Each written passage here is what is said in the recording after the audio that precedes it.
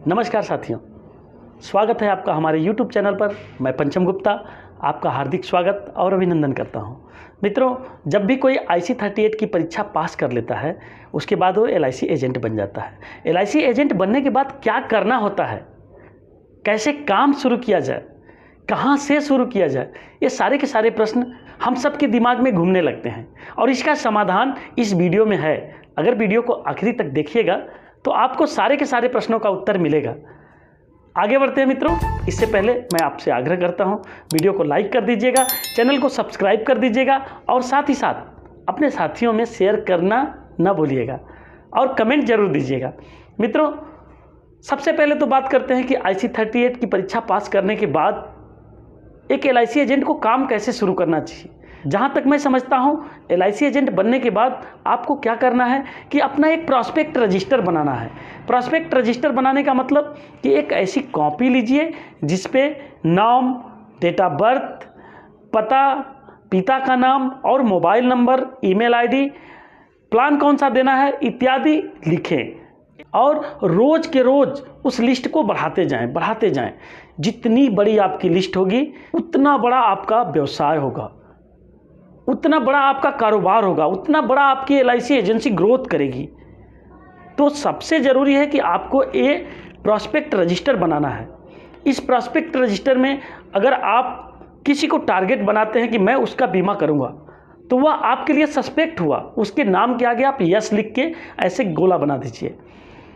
किसी ने आपसे पॉलिसी की डिमांड की या फिर उसने कहा कि मुझे ऐसी पॉलिसी की ज़रूरत है, आप कभी आइए बताइए, या फिर आपने कभी चर्चा किया, उसने कहा हाँ मुझे पसंद है, ऐसी पॉलिसी तो मुझे चाहिए ही, तो उसके आगे P लिखिए, वो आपका प्रॉस्पेक्ट हुआ। कोई आपको ऐसा व्यक्ति दिखे जो इकट्ठा पैसा देने वाला है, एक बार पैसा देकर वह पॉलिसी चलाने वाला है, हर साल पैसा जमा करने वाला नहीं है, यानी वो सिंगल प्रीमियम लेना चाहता है, तो उसके नाम के आगे SP लिख दीजिए, यानी सिंगल प्रीमियम। कोई ऐसा भी व्यक्ति मिलेगा जो आपको बोलेगा कि साल 2 साल बाद हम बीमा कराएंगे, उसके नाम के आगे FP लिख दीजिए, यानी कि फ्यूचर प्रॉस्पेक्ट। कुछ लोग ऐसे भी मिलेंगे जो आपकी हेल्प करेंगे, आपकी हेल्प करके आपको बीमा दिलवाएंगे, दूसरे से मिलवाएंगे।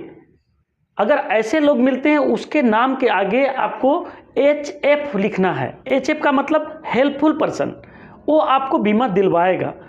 जब भी आपको कभी सर्च करना है कि मैं किसकी मदद से बीमा ले सकता हूँ, किससे आग्रह करूं कि मुझे बीमा मिल जाए, तो HF के फोल्डर को सर्च करेंगे। अगर आप अपने मोबाइल में भी HF सेव करते हैं और HF जब भी खोजेंगे तो आपको 10-5 नाम दिखेंगे, अगर सेव किए हों तो।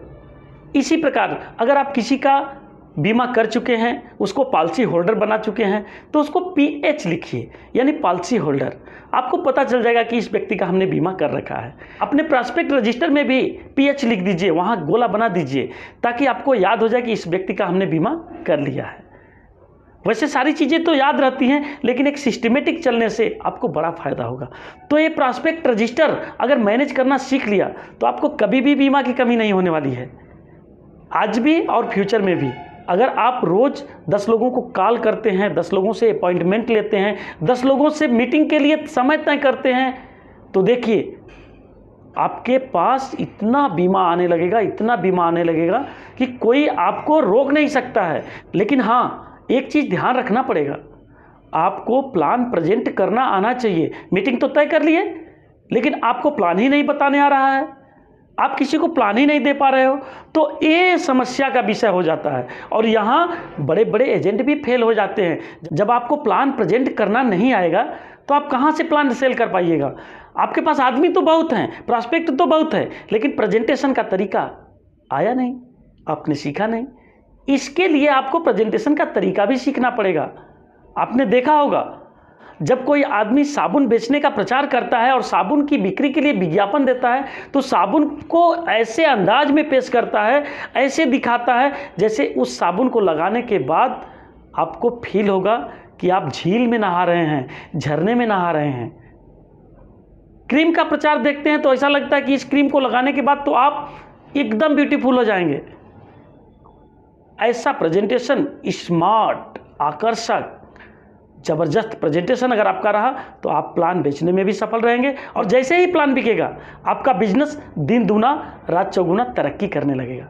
तो मित्रों, LIC का एजेंट बनने के बाद सबसे पहले क्या करना है, प्रॉस्पेक्ट रजिस्टर बनाना है। उस प्रॉस्पेक्ट रजिस्टर में रोज के रोज 4, 6, 10 नाम ऐड करने हैं और उसके बाद अपने को उनसे अपॉइंटमेंट लेके प्रेजेंटेशन देना है। LIC के प्लान के फायदे बताने हैं। प्लान अगर वो ले लेता है तो उसको क्या क्या फायदे होंगे, उसके जीवन में क्या तरक्की होगी, क्या खुशहाली आएगी, क्या सुरक्षा होगी, कौन कौन से कवरेज मिलेंगे, ये सारे के सारे फीचर उसे बैठ के 1 to 1 बात करके बताना पड़ेगा।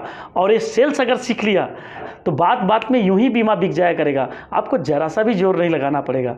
तो सबसे पहले कस्टमर से बात करके मीटिंग का समय तय करिए। मीटिंग का अगर समय तय होता है तो फॉलोअप लीजिए, उनसे मिलिए, 1 to 1 मिल के प्लान प्रेजेंट करिए और प्लान प्रेजेंट करने के बाद उनको सेल्स करिए, क्लोजिंग करने का प्रयास करिए और जैसे ही क्लोजिंग होता है उनको पॉलिसी होल्डर बना लीजिए। फील्ड में कुछ ऐसे लोगों को भी बनाइए जो आपकी मदद करें, जो आपके सपोर्टर हों, जो आपके हेल्पफुल पर्सन हो। ऐसे लोग आपके बिजनेस में ग्रोथ कराएंगे, आपको ऊंचाई पे लेके जाएंगे। इतना अगर कर लेते हैं तो निश्चित तौर से आप आगे हो जाएंगे। अभी हमारे YouTube चैनल पर बच्चे लाल जी ने कमेंट किया था कि सर सेलिंग आइडिया बताइए, सर कोई ऐसी टिप्स बताइए जिससे कि हम पॉलिसी समझा सकें, कस्टमर को बेच सकें। उसके बारे में भी मैं जल्दी वीडियो बनाता हूं। मैंने उनसे थोड़ा समय मांगा है और मैं एक अच्छा ज़बरदस्त वीडियो बना के देता हूं ताकि आपको प्रेजेंटेशन करना, सेल्स करना और कस्टमर को समझाना आसान हो जाएगा। तो बने रहिए साथियों। अभी तक आपने चैनल को सब्सक्राइब नहीं किया है तो प्लीज़ सब्सक्राइब कर लीजिए, वीडियो को लाइक कर दीजिए और साथ ही साथ अपना कमेंट दीजिए कि आप किस टॉपिक पे वीडियो चाहते हैं। आपके पास सेल्स में कौन सी समस्या आ रही है, मैं समाधान बताऊंगा। जुड़े रहिए साथियों, तब तक के लिए बहुत बहुत धन्यवाद। Thank you very much.